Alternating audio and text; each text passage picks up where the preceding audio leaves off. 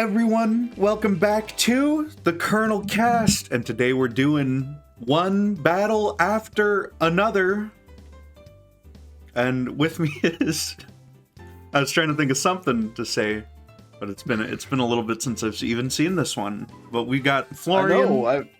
I was so hyped to do this movie because it was so cool, and now I'm not remembering that much of it. I guess it was pretty cool that he was on the run all the time, and we get another beautiful American dystopia.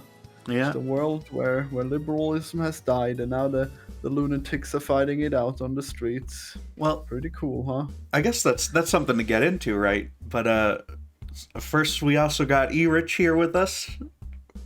Green Acres, Beverly Hillbillies, and Hooterville Junction will no longer be so damn relevant, and women will not care if Dick has finally got down with Jane on Search for Tomorrow, because black people will be in the street looking for a brighter day. The revolution will not be televised.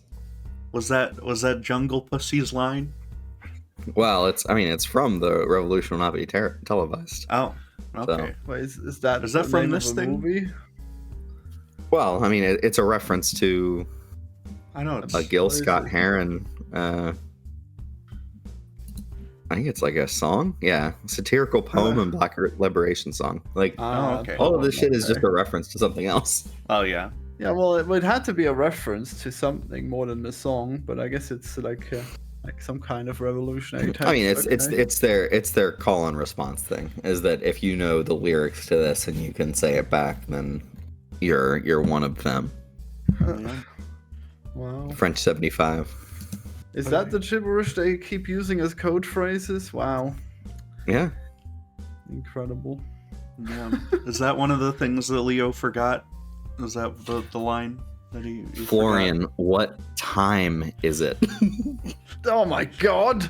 My daughter has been kidnapped. I don't remember what time it is. Let me talk to your superior, you damn civilian.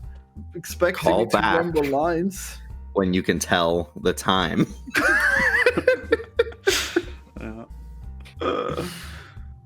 I like when you finally see that guy and he's like 40. You know, Yeah, I was really 40-year-old expecting guy. him. I was really expecting he was like 19. You know, he was one of these fucking the fakest of all revolutionaries. He sounded so young, like a barista from God, what is it called? Whatever, you know what I mean. A barista from Star Trek, like the Halloween mask we were just talking Star about. Trek. Yeah. Starbucks. Okay, wow. Yeah. Everything's the stars today. Yeah. Like, wow. And his great lines about, wow, you're invading my microspace or whatever, or doing microaggression. Yeah. Incredible. It's pretty funny. This movie is so funny overall. Like, it's alternately very sad and very moving, and then the middle of the movie is so damn funny.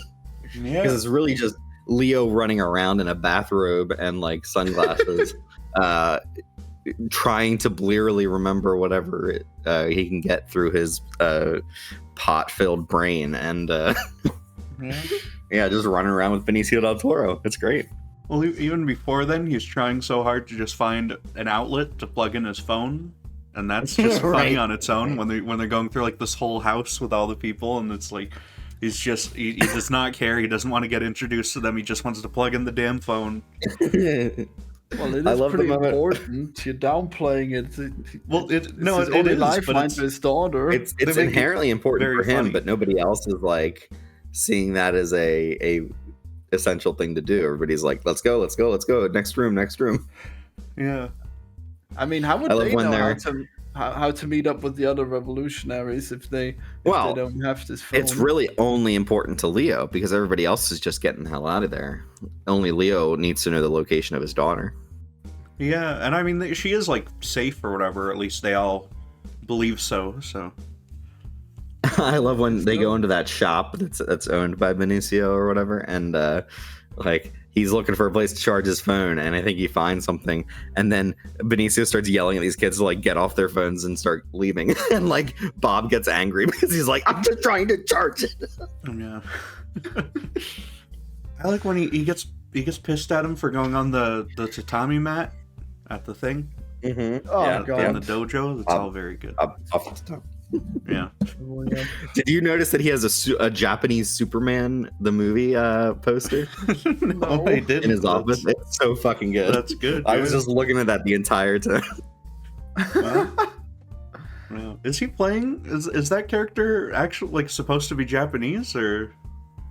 No. It's just I think like he is based off of fucking in any local community. You will find a karate sensei. And it can be any race, it can be any gender, like it could be anyone. And the fact that this guy who's like leading this like Latino Harriet Tubman situation, as he puts it, is just like a karate instructor sensei guy, and he's like in his like shitty office with all like everything everywhere, and he's got that Superman poster. It's just so good. It's just whoever did the set decoration for this movie just knew. They knew exactly what they had to do. Yeah. He had a nunchucks or something in the back room as well. Like there's no actual weapon stored there. There's no at weapons. all. There's no fucking weapons here. Just nunchucks. Yeah. Yeah, it is a very funny movie, which is kind of I'd say in contrast to the start of it, is very, very serious for the most part. And then I guess the ending, of course, it really ramps up too. No, so. It is actually never that serious, I guess. Like you're like she seduces the guy like right at the start for no damn reason. It's just like there's this white nationalist guy and she's just okay. Like, I do want to talk about this because I think like she gets off on revolutionary action, but she also gets off that he's getting off on her. Like I think there is like a like pretty dark twisted balance between all of these things, in that he both gets off that there's a black woman destroying all of the stuff, and she gets off that there's this white military man who's out to get her. So yeah, there's a lot of strange interplay with all sorts of psychosexual stuff going on for pretty much like the whole movie. So well, I mean, who can blame him? She is so hot. I guess it makes sense that his whole worldview would crumble and he would commit the gravest of sins, namely race mixing for her. yeah, it's so funny when like he's just like in the grocery store, like they cut away to him in the grocery store with Bob, and he's like, "You like black women?" Yeah, that bit. That's just it's just so. Yeah, that freaky. Is such a weird, fucking creepy bit. Mm-hmm. Yeah. Oh my god. Steve Lockjaw. Yeah, he's just a fun character, you know. When he's in the elevator and he tries to comb that like fucked hair and stuff, it's really fun. Yeah. He's like licking the comb and putting him through his hair. Oh, yeah. God. So fucked up. Well, I mean, when Sean I saw Penn. it, I was so engaged by the movie, and I guess it's like it is so silly when you think about all the things that happen in it. But it was such a serious movie some of the time. Well, I think like Steve Lockjaw is such a like parody of like the kind of white male industrial complex. Just like, yeah, military industrial complex. Nice. Yeah, I mean, it's to me like he's in this like revolutionary movie, but he's like a Doctor Strangelove character, played by Peter Sellers. Like he's just so over the top and so like insane, but that it's just like, fun. Like the people he wants to impress, they're like even more insane. Like he had some moments of humanity. And it's like, but the end of the movie, they give him his office or whatever, and it's like it's just a corner office. Like he's done all of this shit, and it's supposedly in trying to get to be part of this like Christmas. What is it called? Christmas Crusaders? Christmas Adventurers Club. Christmas Adventurers. And like he has some amount of power, you'd assume, but like the entire end point of his journey is just he's just in this corner office with nice windows, but like that's all he gets out of it. Like that's all your entire fight for fascism will get you, is a corner office, and then they're going to kill you because you race mixed. Yeah. And you well, I mean, you tried to cover it up. Mixing, he would have been fine, you know. Like that would have been a really nice corner office to do fascism from. Okay, I don't know. He's already like 60 or whatever, you know. That's already like an age where you would want to be like retiring if you lived in like France or Norway or whatever, you know. Yeah. He doesn't have any family to speak of. He doesn't have like anything to keep him going except for just, I don't know, going after people. Yeah. And his face is just, it's so fucked up at the end because of everything that happened to him. And Yeah, stuff. he gets super shot in the face with a shotgun, and then somehow he gets stitched together fine, even though he seems to have been left at the scene where you think he's dead, and like he like pops up, and he's covered in blood, and he's like walking like the fucking Terminator. He's coming over the hill, and it's just like, this is insane. What am I watching? Whenever you see him walk, I always kept thinking he was like Popeye. He's got the silliest like walk that they give him and stuff. It's good. It's like he's got a stick literally up his ass. Like, what did she mean when she said his shirt is so tight? What does that mean? I don't understand. I mean, I see that he's just wearing a tight shirt. It's like a sculpted shirt. He thought that she was telling him he was gay, and I don't know. Was he gay? It's confusing. Well, because the idea is that you get this really tight shirt to show off all of your rippling muscles and your nipples and stuff. So, like in the Batman movie we saw, and that would be you know, it's like a bit to like show off to fellow men or people who would appreciate that sort of thing. I guess so. Well, do women not appreciate it? Damn. I don't. I mean, he took it as an insult, you know, which I don't know. Yeah. I don't even know if she intended that specific insult or not. Who knows? Yep.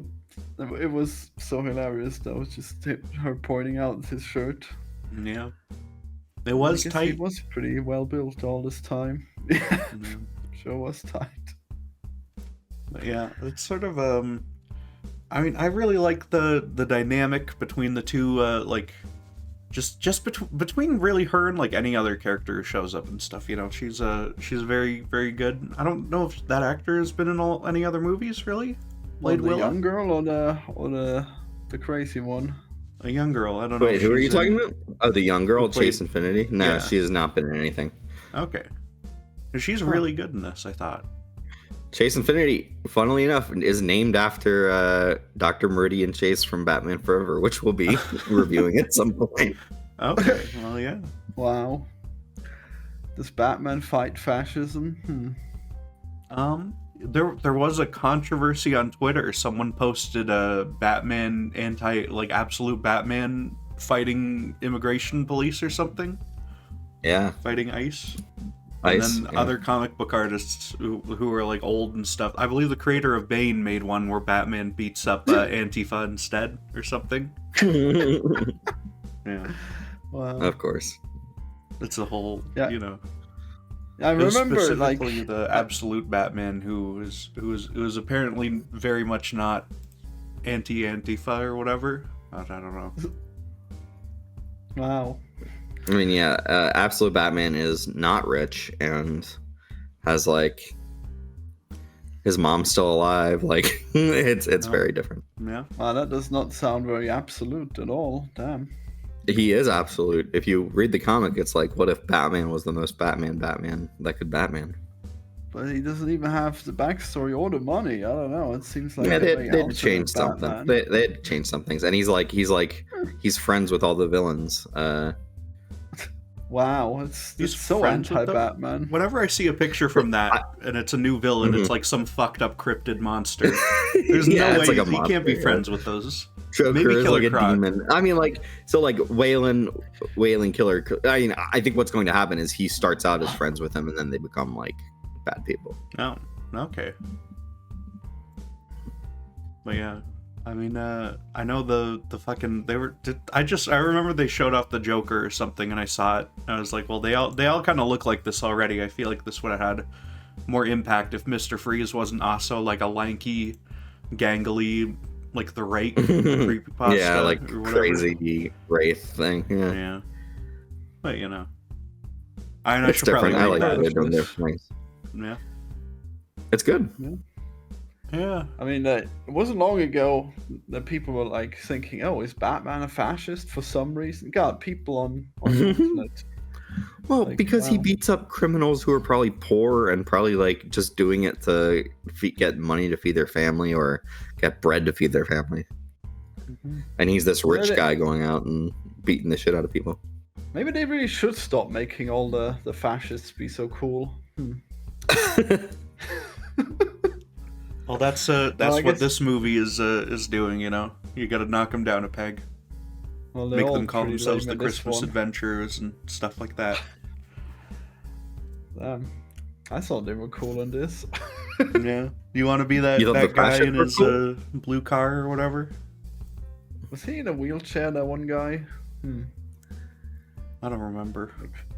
Can Nazis be? I think it's wheelchairs? interesting the way the Native American character is played in this movie because he's like a bounty hunter basically, Yeah. who goes Oh, after yeah. people, and like Sean Penn tries to have her kidnapped by him, and like he wants her to kill, or I'm sorry, he wants to have her killed, and he wants the Indian guy to do it, and he just kind of refuses and says, "Well, I'll take her to where someone will kill her," and yeah, I don't know. Like, I think he decides after those 1776 guys were like cruel to him that it wasn't worth doing it. But like, would he have just Wow. dropped her off? And it's interesting. Like, he's very clearly like not the noble Native American character you see other places. So, Yeah, I mean, he's but then kind he does the of right thing in the end. he's like kind of conflicted on it, yeah, which is I It mean, is who interesting. knows? Who knows what kind of dirty deeds he did for them in the past, and then he realizes maybe they're just a tiny bit too racist, and then he stops. That's pretty cool. Yeah. well, he asks her he asks her a question. I think it's like, if is anyone gonna come looking for you or whatever, and he's like kind of, it feels like he's trying to get like an out, like, oh, if she says that no one's gonna come looking for her, then maybe he could like just drop her off on the side of the road or something, you know, like if she could just disappear, then that would be okay. But you know, she responds like, of course we're gonna send the whole fucking army of revolutionaries, and you're gonna be killed and destroyed and whatever. So Oh yeah, that was pretty wild. yeah. It's so wild that Lockjaw didn't just kill her himself.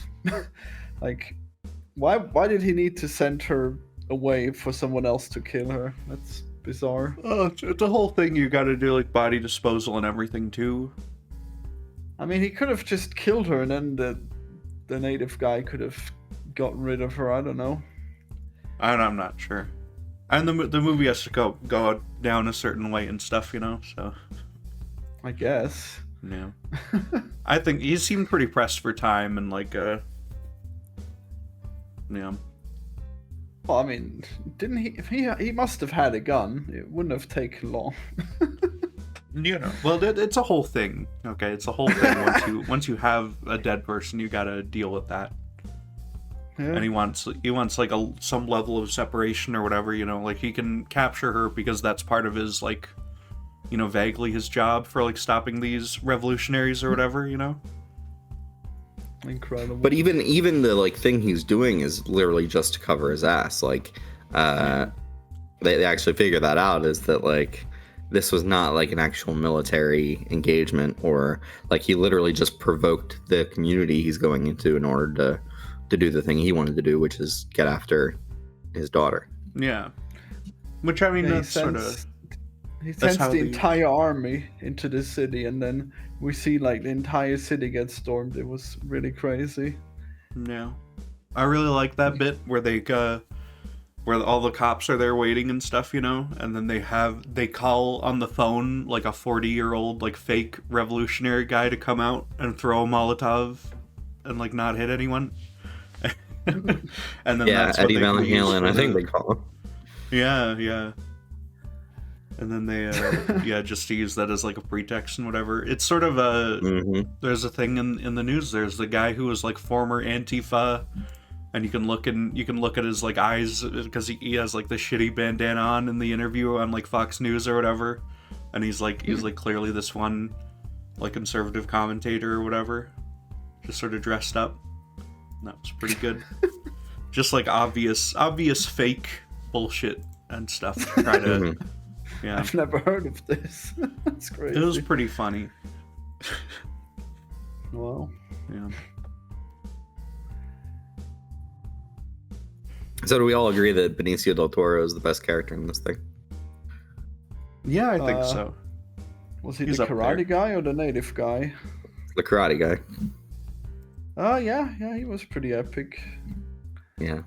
Just having like a million illegal Mexicans in his basement, and then they all try to flee somehow, and he and he says he's been fighting the American government for decades, or for I guess 500 years, whenever, I don't know. Mm-hmm. Yep. I think it's interesting the way this movie like portrays different revolutionary groups, because the group that Leo is in, the French 75, they're very violent. They're very like, we're going to destroy property. We're going to like make this a like problem for everyone. And they're like very caught up with their code words, and they're very like self-involved with, yeah, like you need to be able to know this shit, or else we're not going to respect you or care about you. And then Benicio's entire crew of people, they're like so open and working with Bob so easily, and like they're really more about just kind of like moving people around and getting people where they need to go, and not fighting per se. I just think it's an interesting compare and contrast. Yeah, and they've got like were they riding their skateboards like in the hallways or on the roof or something? There's like there's some of these characters are more, yeah, they're a lot more like laid back and stuff, you know. They're not really wearing like the whole crazy mask setup and everything that most of them are at the start. Mm-hmm. Oh, those skateboard kids rule when Yeah. they're like jumping around the rooftops and Leo can barely keep up with them. It's so good. I guess So he does. Oh god. one thing that I didn't care for, I guess, is sort of the bit where he gets arrested and then he kind of just gets let out because like the hospital police worker was.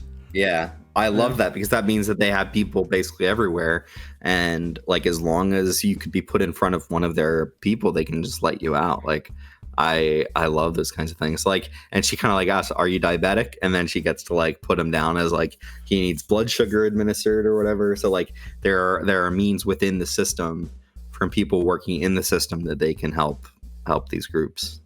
Yeah, I mean that's a good bit. I like just for that sort of thing, you know. But just it feels like the movie kind of stops for a minute just to have him get caught and then leave without any like consequence, which I don't know about that. But that gives you the part where they're asking what his name is, and he's like, Batman. Yeah. Peter Parker. Perfect. Yeah. I mean, it's a good scene.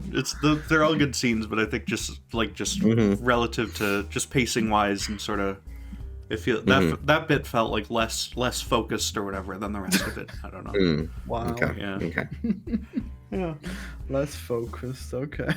Yeah. I just think it's so funny that like it's like a high of a chase, a rush, like they're jumping from rooftop to rooftop. Leo suddenly like beefs it and falls down a tree, and I think like him falling down I think that's actually Leo doing that. Like unless the cut was like incredibly well hidden, like it looks like it's him doing that. It's definitely him running away from it after he falls on the ground, and like it's just such a fun shot of him just falling down the street, and then he instantly gets tased as soon as he runs out of this alley. Yeah. And then like I just love how it's like he just gets right out of the hospital and goes right back into Benicio's car, and then they're back. Like it is so fucking funny. It is very funny. Yeah. I think it's worth having it in there just because there are, you know, it is a lot of good scenes and good bits, but like Yeah, there's so much crazy shit going on, but we never really know what's happening to like the wider America. So at first we have like the border camps where I guess ICE has really been ramping up. I think it starts like in the Trump era, right? Like, I mean, right now is when it starts, isn't it? I don't know when it starts, honestly, because they're doing this revolutionary action, and then there's like a 15-year or 16-year like time skip.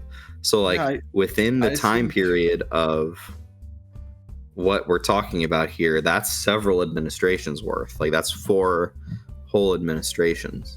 Yeah, that So, could have been like, during I they're- assumed it starts now, and then we got Trump for like 20 years, and it's just constantly awful. I don't know. I think that could have been under the deporter in chief, that evil devil Obama. Okay. It could No, have been actually, under, no, under it couldn't Bush. have been. No, I think I specifically remember a shot of the Trump border wall at the start. They've had a Like- border wall there for like like different No, parts. no, have specifically had, the Trump one, the really ugly one where you could climb over it relatively easily, I guess, because you can see through it. yeah. I don't know. I That's don't know. it. You guys remember that? Am I insane? I think I saw the Trump wall. I don't know. I think I'm not sure because I feel like that's sort of have you part of the thing. have you is seen the Trump wall? Have you seen I know what it looks looks like. It looks all stupid. Okay, it's like a bunch of Oh, yeah. fucking beams. It should have been pretty memorable. I don't know. Well, no, because the Trump one is all just like beams, and you can look through it, and there's like some thing at the top, right? And in Yeah, the that's movie, what I saw. there's a thing that doesn't look quite like that. It looks slightly different. I think. I'm not sure. Slightly. I don't know, man. I think it was probably meant to be like because the rest of the movie takes place in like the current day, with the modern cars and everything. What are they gonna have future cars? Well, yeah, that's why they didn't set it in the future, because like it's not like they present it almost like it's a dystopia, but like it's basically just like there's no real difference between that and just like modern America, which is sort of I think that's an interesting way to do it, is like like just this very oppressive, Like, the police are all like corrupt and fucked and everything sucks, but it's just what's going on right now. That's maybe one of my critiques of the movie, is that like I really like when Paul Thomas Anderson makes movies about like a certain time and its characters within that time kind of going through that time and reacting to it, and everything seems just vaguely similar in this. And when 16 years go by and really nothing has changed, like you're still being chased by Sean Penn, and Sean Penn still basically looks the exact same. Like I just feel like it's sort of a waste that you don't like specifically demarcate the different times that these people are running in. And the book that this is based on does a very good job of that, because in the book, these are like late 60s, early 70s revolutionaries who then like 15 years later are living under the Reagan kind of like complete and total societal domination, and how they kind of live within that. So like, maybe it's a point about how like even if it's Obama or Trump or whatever, like it's all kind of the same, but I don't know. Well, I don't think so, because like specifically Reagan would be very well analogized with him being Trump, So, and yeah, I think it really must have been the border wall. I think this really has to be like in the future. Okay, I think American progress has just stalled, and that's why they're still driving the exact same cars. All right, nothing has happened. Only everything has gotten worse. Okay, and that's why the cities are being completely raided by the military, and nobody bats an eye. Just like I guess now. The border wall went up in like 2016. Okay, it went up after that. So that's that's already 10 years ago. So if it is a future point, I think it could still only be like 5 years from now or so. Yeah, but people only started caring about like these mass deportations, and that's I think a really good time for this revolution to take place. I don't know. I think it's very pointedly like it's meant to be just about whenever. Like if it weren't for the fact that they have like cell phones and stuff, then it could have been like the 60s or the 80s, or like any point in time really for America. There's things to a lot of things. I feel like I think a lot of stuff has changed for very badly very recently, especially, but a lot of stuff just has not. Also, Have you seen any cell phones in the earlier time? Yeah. You guys remember? Yeah, they have like iPhones and stuff. Well, in the before the time skip. Yeah. Oh, okay. Well, I don't know. Yeah. Probably pretty recent then. I mean, I guess they do look exactly the same now. So whatever. Yeah, we've had iPhones for 20 years. Okay, it's was very Yeah, old imagine. technology. I was 3, I believe, when the first iPhone came out or something. What, they look the exact Jesus same Christ. still? Jesus. They're Surely pretty you should be close. able to tell. No way. I don't know. I don't remember. I had a flip phone, like, as my first phone. Yeah. No way. And I was like Oh, this- 17. It was only 18 years ago, okay? So I would have been 5, actually. I'm sure you could Yeah. tell when there's like the first iPhone ever. I'm sure it'll look different than the current one, right? Well, yeah, they look different. I don't know. We could find a scene and then judge it based on the model of iPhone or something. Yeah, we really have to find out. Yeah. But if I look up the cell phone, though, it's only going to give me the scenes where he's pointedly doing this stuff with the cell phone, so that wouldn't work. I don't know. Well, apparently it takes place in the present day, and then earlier it was in the 2000s. Weird. According to there AI you go. overview. Yeah. Wow, guess I'm wrong. Guess I they were told doing ya. the exact same shit. I told you it was the Like fucking 25 deporter in years chief, ago. okay? Is that even true? When was Obama?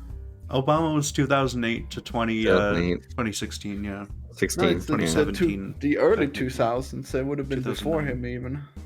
Oh well. Yeah. Well, okay. I mean, George Bush then, you know. I think if you look at what is the deportation stats, I believe have not actually changed too much in the last they- like Yeah. 20 years. They're actually Well, they they've been pretty actually- close. No, they've changed massively now. I mean, not the specific deportation numbers, but people are just leaving because it's getting so crazy now. Like, Well, I mean, like I think I heard that there were like 2 million people who voluntarily left because of this shit specifically, you know? no. I mean, I don't know, but they're just because the actual deportation, I believe it was a thing. Joe Biden deported more people than Trump did, I believe, in his first term. So Well, I mean, we definitely know that ICE has been like arresting more people. So how is that possible? well, surely they're gonna I don't know if deport they them. even have. They've just been No, they've they been definitely very have. they've been very like visibly doing a lot of stuff. You know, they've been ramping up all No, the the videos like the and everything. population in the detention centers has definitely gone up. Okay, like we definitely know that. I don't know. I mean, if they're just if they are just doing like a shit ton more arrests, that's possible. Yeah. Yeah, I mean they're gonna deport them too, and I guess the people who don't get arrested they're still gonna flee. So Yeah. yeah, Huh. it's really crazy. Yeah. Yeah, it looked like at least on this one graph I'm seeing it peaked during the Obama administration though. So that's Obama. before the Trump thing. Obama. Yeah, makes sense. Yeah. Obama cube, whatever the other meme was, whatever. There was a cube. Obama cube, Obamnium or whatever. Can't believe I missed out on the cube. Damn. Obamium. Look, it's look. Let me send you Obamium, okay? Look at that. Oh, yeah. Oh, it's okay. It's not a GIF. I don't know. Whatever. Oh, that's just an ear. Wow. It's supposed to be a GIF. It spins, but whatever. Never mind. Nice. Oh well. But yeah, you know, I guess one thing that I do want to talk about is the end of this movie, right? When she comes up with this plan to like stop at right at the top of this one hill that you can't quite see over, and just get this guy to ram right into her. You know, he's like chasing her down, and I don't even know if he knew who she was or like why she was involved in any of this specifically at all. You know. Well, how could he not have when they specifically went after Lockjaw Well, because of the race mixing? He would have guessed that she would have been the daughter, I guess. I mean, maybe, but like she's sort of because he seems very disordered. Because I don't know if he thought that car like had her in it though, you know. Because I don't know if he would know like what she looks like or whatever. Because his information was all based on just like old records and stuff, you know. I guess. Well, no, they were looking at her like They went to like her high school and everything, you know. So I guess he'd probably know what she looks like. Yeah, they were. Well, I guess the military was definitely looking after them, and then I guess Lockjaw couldn't have hidden that from the Christmas people. So yeah, I guess they knew. I don't know. I got the sense when he like jumps out of the car and he's all fucked up, kind of from smashing his car into hers. I just got the sense that he does not know what's going on, and he just gets shot. And I mean, she couldn't have really known who he was or what he was doing, I think that's a very interesting way to have it. Is just sort of, it feels like neither of these characters are clued into what's going on or why she's shooting him just then.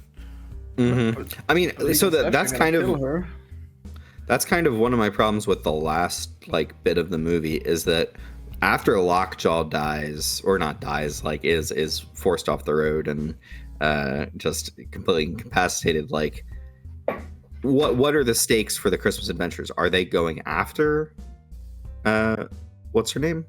Willa? Is it Willa? Yeah. Are they going after her? I think he was just he was just driving home.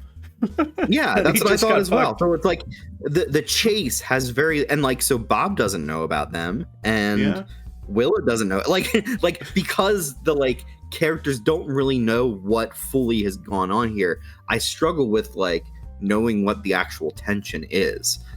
If you just say it's cars and they're chasing or whatever, and it's about finding his daughter, that's fine. But within the narrative of the chase, things kind of end after he gets forced off the road. Well, she fully believes that he's coming from the 1776 people, Mm-hmm. So she has a reason to be very tense and freaked out about the whole thing. And Leo, obviously, he's, he doesn't want anything bad to happen to her. He wants to be able to get her then and stuff. So mm-hmm. Mm-hmm. Did they kill Lockjaw before going after her or after? Yeah, he got the guy shot him, and he got, his car blew up or whatever happened. All that happened before the full final chase bit, when they're going over all those hills and stuff. And then he just sees her driving by, and then he chases her. Is that what happened? I think he was just driving back home, and she was just in front of him on the road. Well, no, he definitely chases her. Well, it's like a long stretch of road where you just go in the same direction on this one lane highway for a really long time. But then they speed. No, he's definitely chasing, and he's coming after her with a gun. I don't know. I don't think he got out. I don't think he got his gun out when he crashed in her and stuff, And I don't know if he sped up. I don't remember if he did or not. Maybe he did.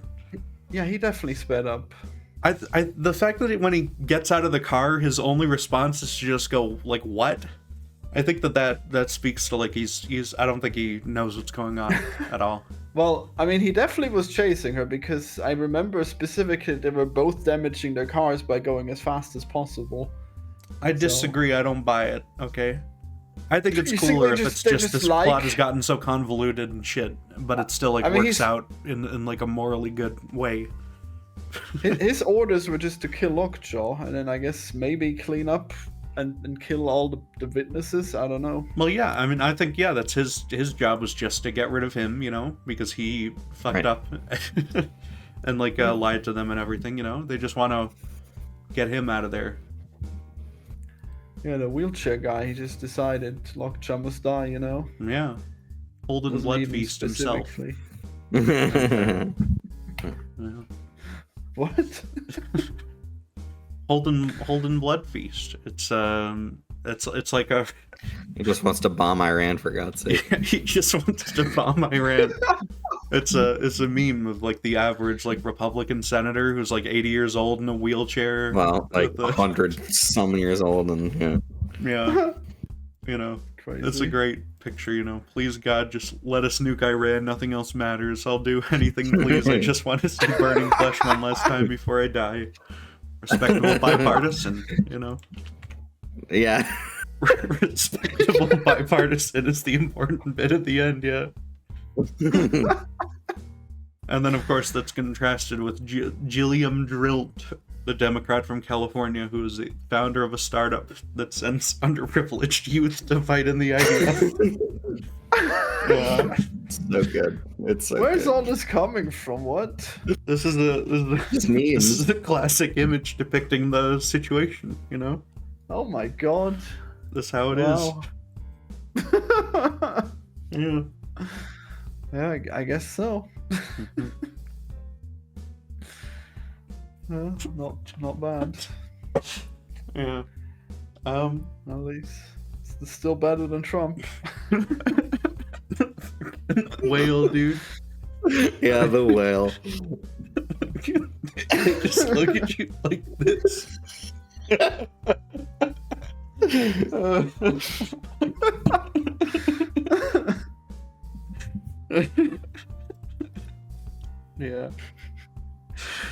But yeah. I really like that sort of aspect of the ending, though, is that you don't know if any of these characters really fully understand what they're doing.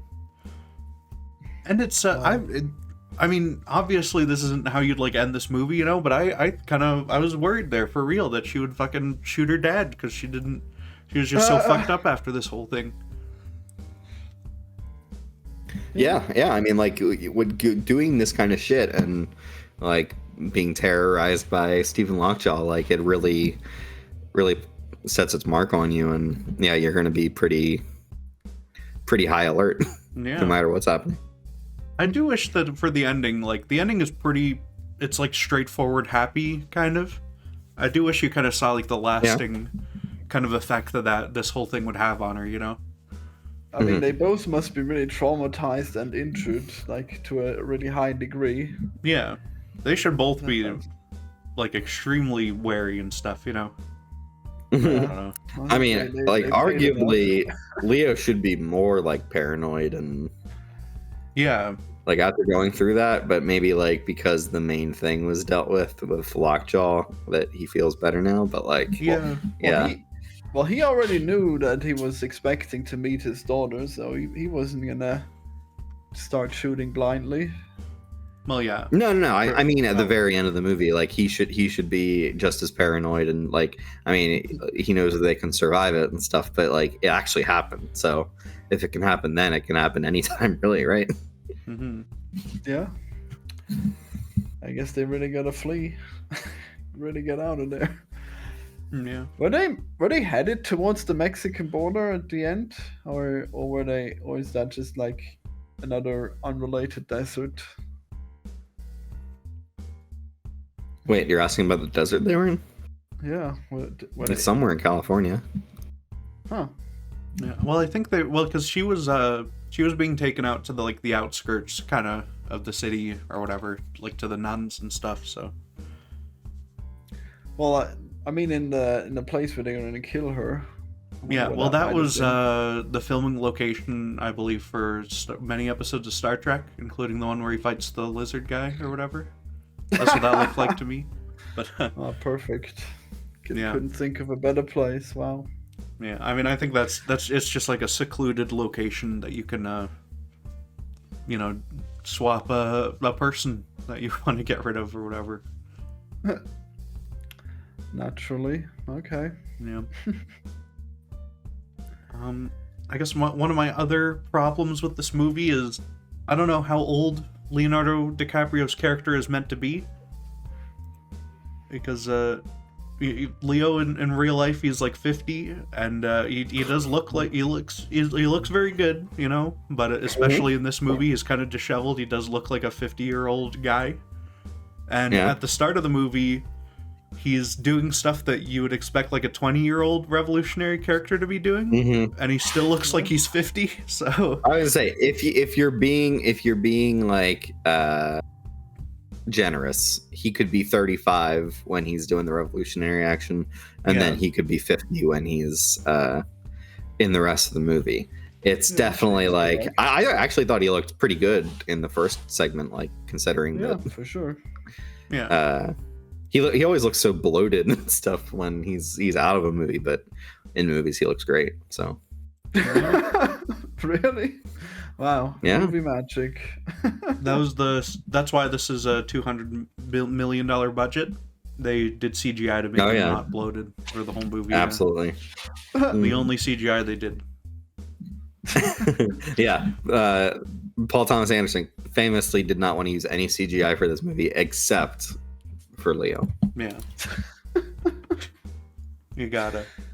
But Wow. it is How did it is they- very interesting this how much this did cost, you know? Like considering it is like Okay. Let's break this down a little bit because it costs what, $130 million? it's something like that. It's a lot. There is a lot of that money that goes to Leo DiCaprio because Yeah. he's a big star. Naturally. So anywhere from 20 to 30 million probably went just straight to Leo. And I then guess so.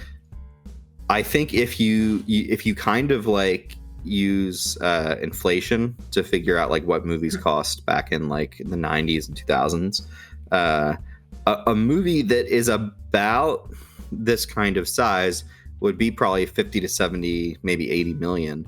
And so if you add in Leo's like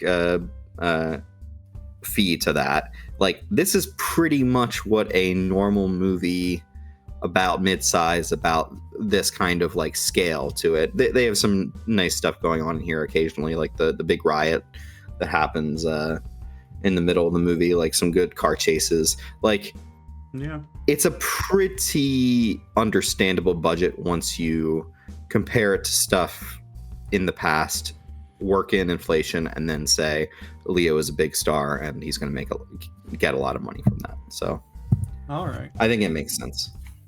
I mean, I if think that I heard they're making a Yeah. loss, right? Yeah, I mean, like the movie not performing is part of that, but it's holding really well. Like people still want to see it weeks and weeks out. It's just not like, it sucks that it lost IMAX screens and stuff like that pretty like after 1 week. I unfortunately did not see it in IMAX. I saw it only in 70 millimeter, and then I saw it in VistaVision as well. No. And I definitely enjoyed the VistaVision a lot more than the 70 millimeter. So Okay. What is VistaVision? What does that actually mean? I never heard of that. it's basically like a film format where they flip the film stock. So it's like the film is being shot like, so it's wider or Okay. longer. Here, hold on. And like it used to be, I think in the 50s or something, like it used to be more common, and then it got brought back for like The Brutalist, and this used it. There's a couple other movies that are using it, and it's kind of just like, I think it was just a pain in the ass because of how they had to like load the film, and then when they were showing the film, like the way you load the film canisters and stuff like that was annoying. But Okay. Wow. No, That's neat, annoying. yeah. They I don't buy the whole shooting on film thing in general, honestly, because I'm pretty sure they throw it straight into they immediately convert it to a computer, and then they edit it all on a computer, and then they, I guess sometimes they put it back on film, like for IMAX or whatever, and that feels like fake bullshit to me, honestly. Okay. I guess so. Like I feel like you lose out on the point of it if you have to put it into the computer to like put the whole everything else on there. Like it's gonna give you like, I guess, some grain and stuff like that. But I don't know. Yeah, I mean, you can definitely add Yeah, the I mean- grain at this point. Like, there's stuff with how the camera interacts with light and how like film grain, and like it looks pretty beautiful seeing it. I will say that the 70 millimeter version I saw had a lot of flickering to it, which was annoying. Yeah. And so like any scene with a lot of like really bright white in it, the flickering was really noticeable. But otherwise it was fine. Yeah. To me, this looks like as good as like a Dune, which wasn't. I don't believe Dune was shot on like an actual film camera. Like they did that digital, and then they put it on, for like film prints for IMAX or whatever at the end. So. Or put it back on film for like a grain pass or whatever, I feel like that, like shooting it on film feels like the least important part of, like, if you want to infuse it with like analog charm or whatever. Mm-hmm. That seems like one of the least important parts to do it, and I think directors do it because they feel better when they're on set and there's like a big heavy piece of shit camera making loud noises next to them. Okay. That's my belief. The crazy thing is Nolan, who had these huge IMAX cameras that are incredibly loud and incredibly like hard to move around. and he's done a lot to like make it so that format is valuable and widely seen as like a great way to see movies. Yeah. I'm sure they've made a lot of like better versions of those cameras, so it's not as annoying. And I know that the Odyssey, I think, will be the first film, like at least at that scale, that's like entirely done with IMAX cameras. Yeah. So that'll be interesting. That would be cool. Wait, yeah. IMAX the analog cameras, or what? What There are must be IMAX digital cameras? IMAX cameras. I don't know what Nolan uses, but I guess, huh? yeah. How strange. But yeah, I mean, IMAX is very cool to see movies in. But I think you can probably like film something on certain like phones and stuff if you get the right settings, and then they look decent on IMAX too. So I don't know. Film it on phones? Yeah, I bet. Wow. You know, I could go into No the way. settings on my phone, and I could turn it to 4K mode or whatever, and then put that on IMAX, and it'll look just as good. The As the 28 Dark days Knight. later, a lot of that, the 28 years later, a lot of that was shot on iPhone, Yeah, and it looked great. yeah. I What, should. is it found footage or something? I think, well, 28 Days Later has, like, a certain way it's filmed and stuff, right? Like, wasn't that with, like, a cheap digital camera or, like, a phone at the time? Or... What don't know. a strange choice. Yeah. I gotta watch those movies. So I haven't seen any 28 movie. But, yeah. You know. Holy shit. The Oppenheimer IMAX 70mm print is 11 miles long Yeah. and weighs about 600 pounds. That's so much goddamn film. Yeah, that stuff Wow. you hear about that, Amazing. and it just makes me wonder, like, how they even do that, like, at all. Like, do they, like, just, I guess they use a forklift to bring it into the movie theater, and they have to, like, load it up through the back entrance or something? Like, they have to They'd have, like, a to. direct They've gotta connection have, from, like, like, the road to the fucking... Yeah. to the It's got to be on projector. tracks, though. Like, there's got to be, like, you build a track so that it, like, just slots right in and then No? just goes right into the projector. Yeah. Just got yeah. railways. Wow. Mm. Like, you couldn't carry it around, you know. And they had to, and you know, keep in mind, anytime you hear about that for Oppenheimer or for Dune Part 2 or whatever, they're also doing it for Tron Ares and for Oh my all God. sorts of great films, you know? Yeah. Great Where did high you find concept I films from I these listened to auteurs. that. I listened to that Tron Ares episode. But you didn't see the movie. You I did missing not out. see the movie. No. Well, yeah, it's all spoiled for you now. Yeah, what a You waste. guys barely talked about like anything about the movie. Yeah. I don't even remember what we did talk about. Yeah. Well, can you remember? There was something I wanted to correct you guys on, but I don't remember. No. Yeah. Something about the character Tron, I guess. But I think Oh. you were ultimately right. Yeah, I don't know fucking, because Tron he's the good guy in the first one, he's not Jeff Bridges, he's like Jeff Bridges like program friend inside the thing, and Yeah. then he's like the bad guy biker with the mask on who was named Rinsler in the second one, Right. And then he's Yeah, not in the revealed third to be one. Tron. Yeah, Yeah. and Jeff Bridges looks out the See. window and he goes, "Tron, I miss you," or whatever in the stupid spaceship at the end of that movie. See, that's when I checked out. As soon as I heard that Tron was not in Tron Ares, I was like, Wow, Yeah. missing out. I feel like Tron has never been like an integral part of the Tron series, I guess. it's so weird, funny that but, it's like- named after him, and then he's just not. It doesn't matter. Yeah. I mean, my comparison was, it's like naming the Matrix Trinity, you know? Like this side kind of character. Right. Who's like very important and impactful on the movie, you know, but like not to the degree where you'd name the movie after them, you know?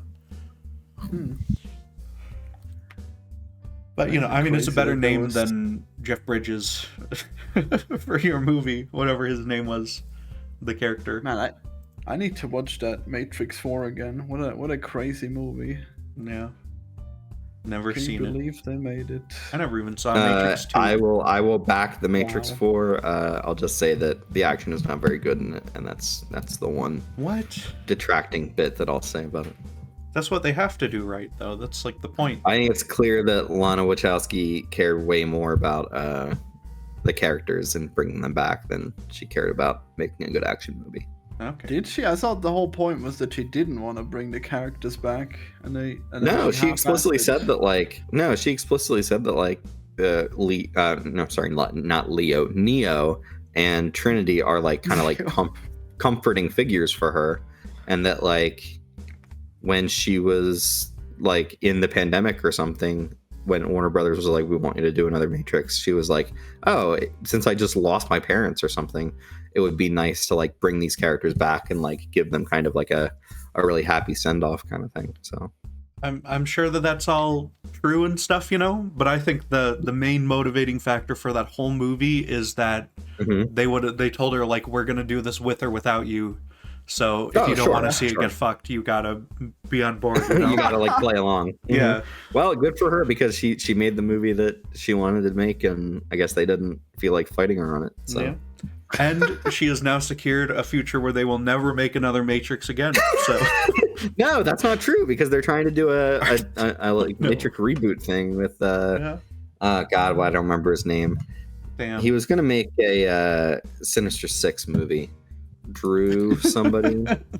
Fucking Sinister Six movie. Yeah. God damn it.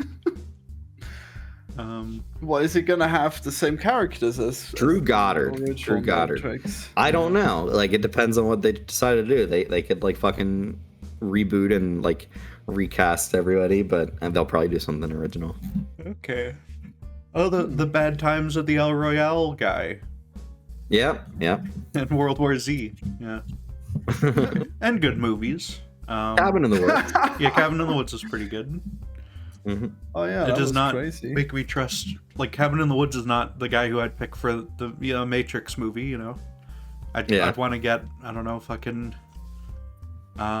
what's his name? What's his name is doing the Batman Part 2 and Part 1? Matt Reeves. Matt Reeves.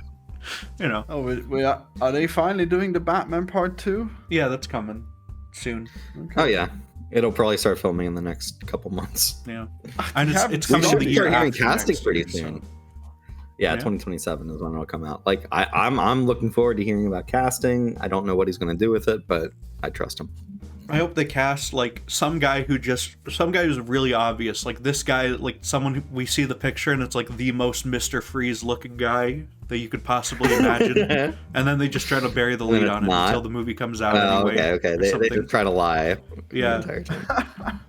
And then it comes out and he's actually the Court of Owls leader or something. Yeah. So is there gonna be Penguin in it or not? He'll probably be in there. It's Yeah, like he's about gonna as be much in as it. he was in the first one, I'm sure. Colin Farrell has read the script. I think he said he's in it a little bit less than the first movie, but Oh, he is in it. yeah. Okay, well I can't wait for him to be back. It's gonna be Are we great. are we looking forward to seeing Barry Keegan's Joker No. character? I hope he's also in it less than the first one. Yeah. Honestly, it would be so funny if they just recast the Joker in every movie. Like there's 3 movies, and in every movie it's a completely different Joker. That would be. I just don't want him in it at all. Honestly, I don't care for it. I feel if he was like a really good Joker, maybe I would have, you know. But I mean, honestly, it's not even Barry Keegan's fault. Okay, that's fucking down to probably Matt Reeves How choosing to make him like direction, suck. yeah. Yeah, I don't like it. I don't And even like remember being a okay Joker with in whatever that. choices Barry was going for. But I think Barry Keegan could probably do a good Joker, but that was not the approach. Yeah. I like it only because it has the same villain set as the Batman 66, where it's Catwoman, Riddler, Joker, and Penguin. That's true. That is fun. Yeah. Well, what a great reimagining! Wow. Yeah. No submarine fight though. That was a missed opportunity. Yeah, true. When it flooded, they should have brought out their submarine. All the villains team up. When The Dark Knight Rises comes out, we'll talk about how that movie ties into Batman 66. Oh yeah. So you can't get rid of a bomb. Some days you just can't get rid of Yeah. a bomb. Absolutely. But, wow, that is such a deep analogy. Amazing. Yeah. Do we have any other comments on one battle after another here? I think I liked this movie less the first time I saw it, and then the second time I could kind of like let go of my preconceptions of what Vineland was and what the kind of narrative the movie was going for. But it's just filled with fun performances and unforgettable characters, and I think it's just so great that movies like this are being made nowadays, and it's in VistaVision and it's beautiful. And Paul Thomas Anderson is like one of my favorite filmmakers, so this is not one of my favorite of his movies because it just doesn't focus in on the things that I like his stuff to usually focus in on, but I loved it regardless. Okay, which of his movies would you recommend outside of this one? Recommend as my favorite, or recommend to someone who's watching his stuff? I both or whatever. One of each. I mean, so like, you know that, Purple will just watch it, so it's probably should recommend it to him. Boogie Nights is probably one of his more relatable or like easily enjoyed movies, and it's about like the porn industry in like the 70s, I think. Okay.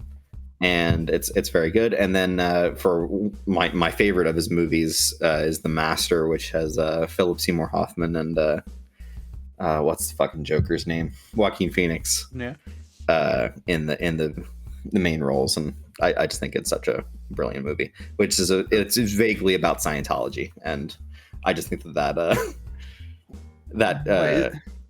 isn't that the one with Russell Crowe? No, neither of them have Russell Crowe in it. Oh. What am I thinking of? I'm not sure. I'm trying to suss out where on a ship. They're on a ship. Titanic. Oh, Master and Commander. Yeah, that's okay. Yeah. That movie rules. Yeah, I would very easily recommend Master and Commander as well. Huh. Yeah, but it's not by him, right? Or is it? No. Okay. Well, neat. Yeah, I mean, I thought this was I gave it a 4.5. Thought it was very, very good. Mm-hmm. I think it's number 2 on my ranking of the year so far. For the year? What's number 1? Fantastic Four. Oh my god! Are you fucking kidding me? Fantastic Four made me feel things. Okay, I really liked it a lot. Wow. It was very, very good.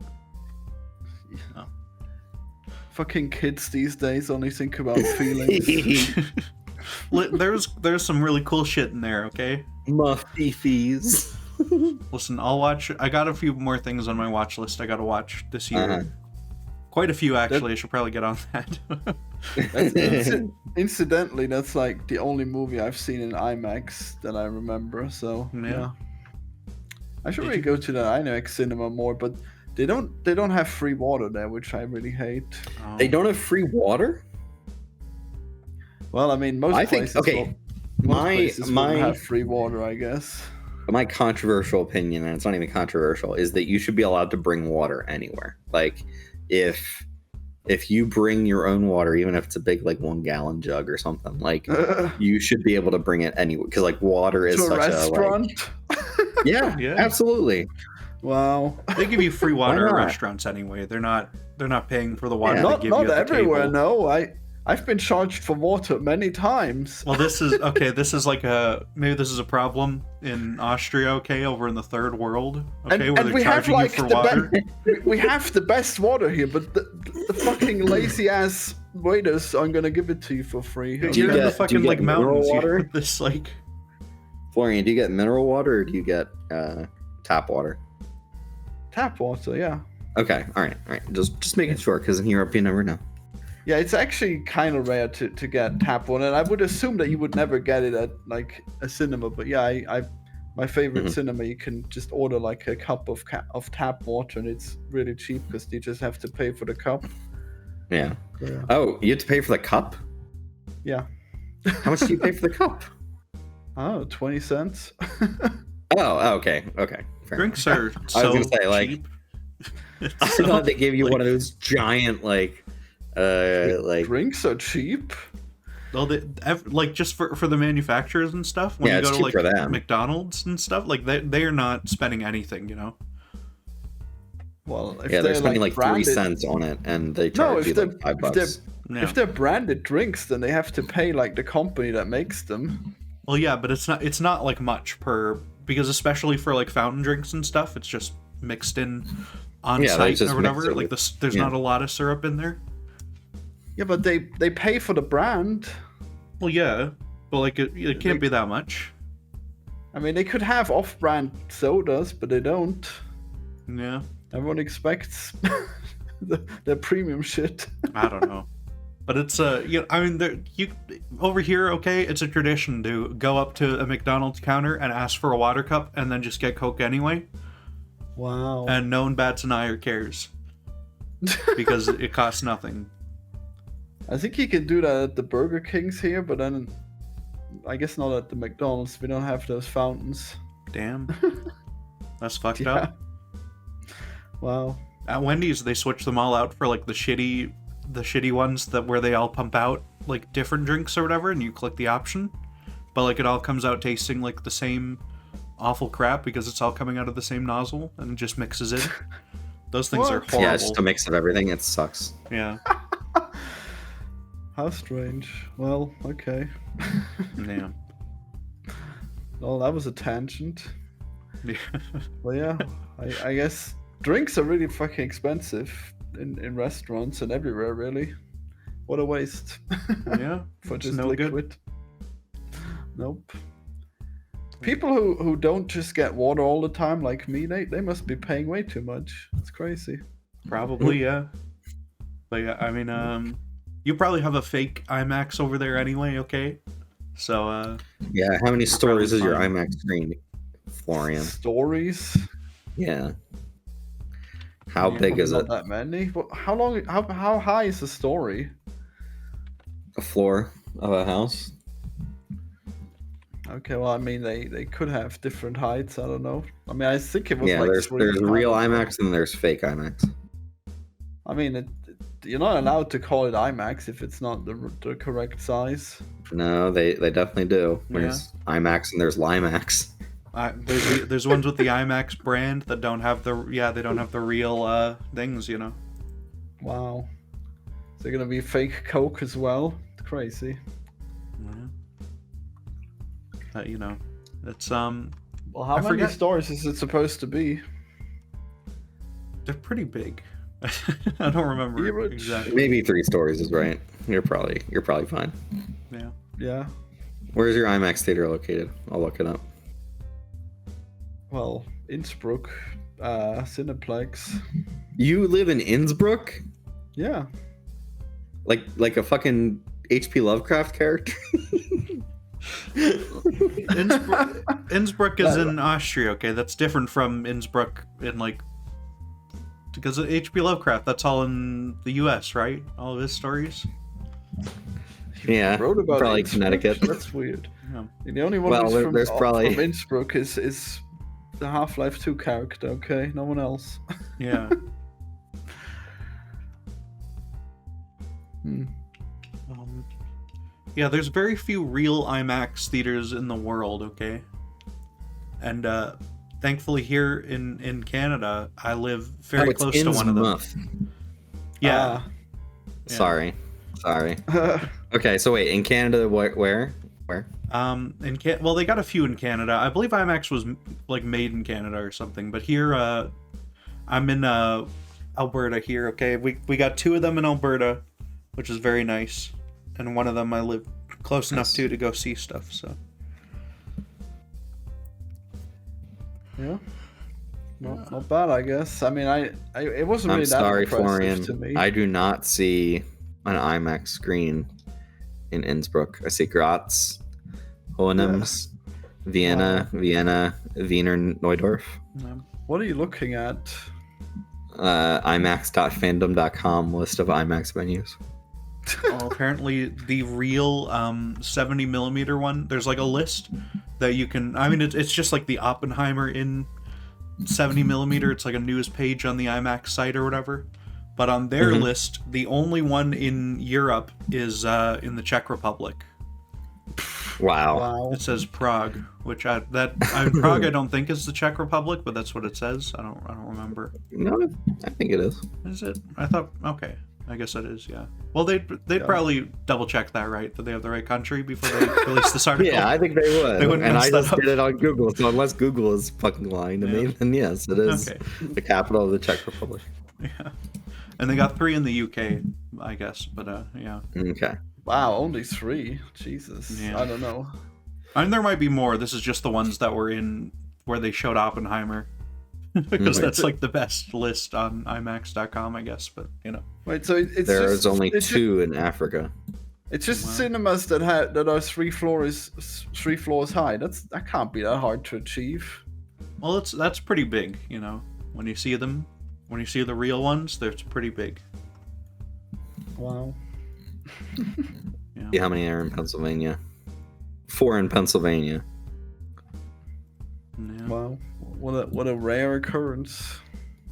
Oh, they got one in Germany. Apparently, the biggest one is in Germany. I'm looking at this fandom article now too.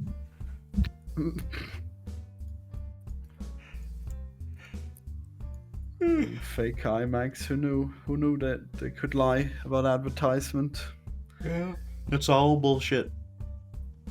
Everything's terrible and fake. Why did they then say that they only have 1 IMAX room if they could just lie about it? It's crazy. I don't know. But yeah. But anyway, how do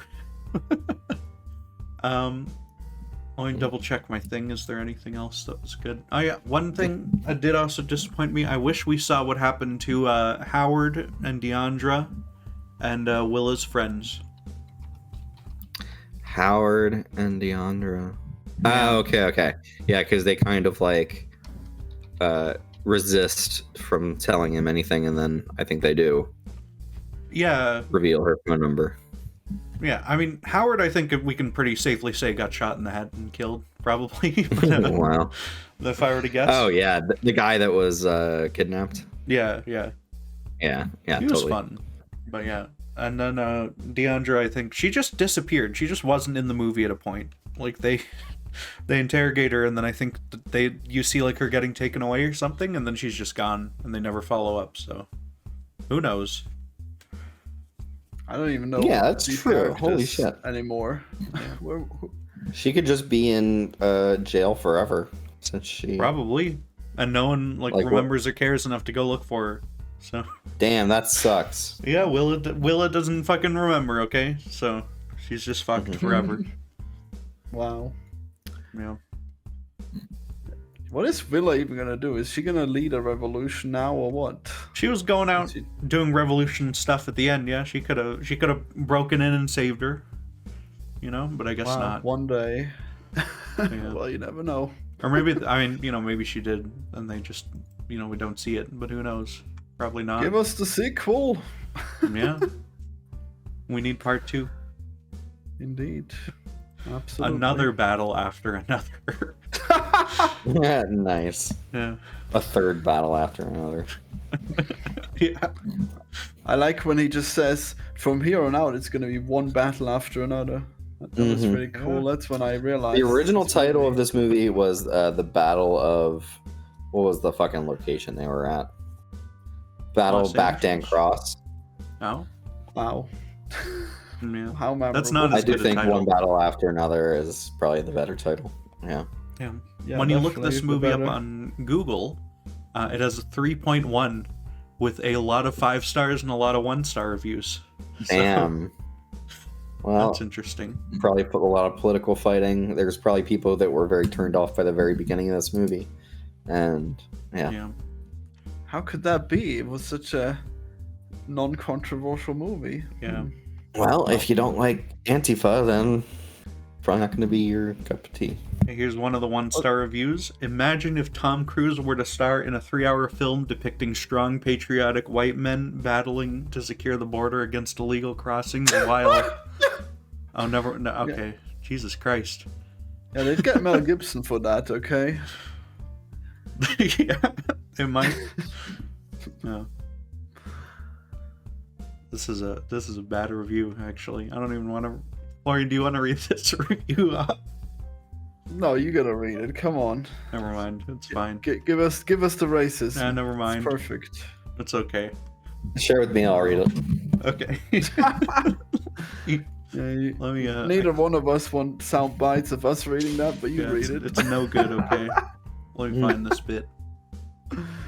But I mean, how well are these Antifa even depicted? You know, like they just seem to be causing trouble for everyone. So I don't know. Imagine if Tom Cruise were a star in a 3-hour film depicting strong patriotic white men battling to secure the border against illegal crossings, while black men rape beautiful, innocent white women. Cruise rapes at gunpoint a black woman who has his child, but he abandons that child because he has to defend the public, small businesses, political offices, banks, and the power grid from sabotage. The child is raised by a loving Christian family who teaches the values of democracy and the importance of truth, the need for education, hard work, and continuing the fight against amoral blacks. You know the answer. Film banned. Tom Cruise attacked. Canceled. Celebrities and politicians tripping over themselves to condemn the film. Say no more. If you come across somebody raving about the film, they can only fall into a couple categories. Luckily, there are still some great films coming out of Asia, and at times even Europe. DiCaprio should be ashamed or at least embarrassed. Awards all around, I'm guessing. It's hilarious that his crazy idea of what a movie would be would star Tom Cruise, and Tom Cruise would be like part of that. Yeah. I do think it's odd the equivalent, because Cruise, I guess, is standing in here for what's her name at the start, Sean right? Penn? No, because he says, Even I thought he's saying that Tom Cruise would not rape a character at gunpoint because no hero character in this film rapes anyone at gunpoint. I think he's referring to the intro where no, she doesn't. She like humiliates him for like a minute, you know, but I think that's very different. Maybe sexual assault, like sexual battery or something. It seems like he's reframing the movie as if Lockjaw is the protagonist and Lockjaw is played by Tom Cruise. I'm not sure. Well, I guess so. I know it sounded plenty like Lockjaw, yeah. It says he abandons that child because he has to defend the public, small business, political offices, banks, and the power grid from sabotage. Yeah, maybe he didn't finish the movie and didn't realize it was actually exactly that story. I don't know. I think just just for the sake of the whole dynamics, right? You cannot really make a movie about a white guy killing black people, and like the white guy is like kind of the like underclass character, you know, if you're like building off of like real political situations and stuff to some degree, like this movie is. Well, I mean, I guess there was that one movie. What was it called? Birth of a Nation that did that. Well, that was about we need the KKK to go and defend the southern like states and stuff or whatever during or like after, you know. But like black people didn't run the southern states right after the Civil War or whatever. That's just like so. I don't know. It's Well, I don't know. I heard it came close enough, but whatever. That movie, I mean. I don't think so. We should do Birth of a Nation, okay? We should do all 4 hours of that silent film. Oh my god. Yeah. Silent? Oh yeah, my god, count me out. It's like one of the it's hugely influential because it had a bunch of like filming techniques that were brand new, like close-ups. Mm-hmm. Oh my god, close-ups. Yeah, it was it was one of the first movies to think of doing the Citizen like Kane that. of its day. Exactly, yeah. With no Florian, audio. watch that while listening to like the dumbest fucking podcast possible. Yeah, but Like, Joe Rogan talking to like to- one of those like listen- ancient civilization people or whatever. Yeah, or listen to Impulsive while you're watching Birth of a Nation. That's How Jake can you- Paul or Logan Paul. I wouldn't be able to pay attention, but okay. Maybe I'll just listen to lolcow content, you know? That's the dumbest shit I've listened to nowadays. Why not? Yeah, put on Lolcow Live and see Boogie threaten to kill himself or whatever he does. Yeah. It would be crazy if he killed himself on every episode, and then he was alive the next one. Yeah. Yeah, I heard he lied about something recently. He lied about having cancer, but that was like a year ago or something. So No, he keeps lying about something else every time. You know? yeah, well, yeah. It's time for him to stop lying and start killing himself. I disagree. Okay, I think Boogie should be around until he's 80.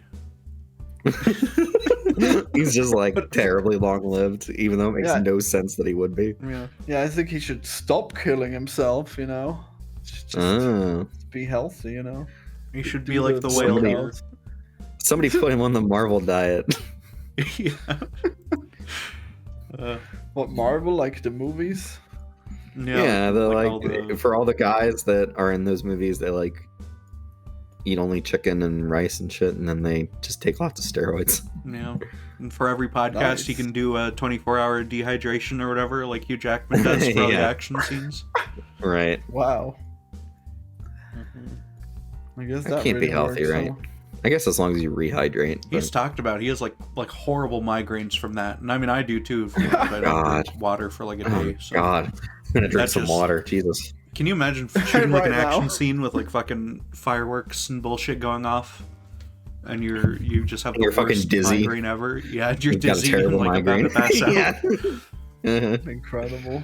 Those must pay very, very well, I guess. So, yeah. Yeah, actors have it pretty tough sometimes. It must be a really crazy job. Well, I guess it used to be probably better just because you would do 3 of those movies and then you'd be done. But now, huge jacked man is doing that for the rest of his life. So yeah, and he's very old. He's like 60 now or something, right? Yeah. Poor guy. He's gonna be Wolverine when he's fucking 80 years old. He's gonna look like a 50-year-old. Yeah. Damn. Well, that makes perfect sense. He does need to get older and older as a Wolverine. Yeah. But that's the best narrative. I guess be old. Thank you all for watching our fantastic One Battle After Another episode. What a battle, huh? Yeah, it was you could even say it was one battle after another. Goodbye. Whoa. Damn, he did it. He really did do it. Here on out. Yeah, except not anymore because it's the end of the episode. Whoa, I thought we were never done fighting the revolution. No, we're done. Goodbye. We're gonna hunt down your children. You'll never be safe. Nope.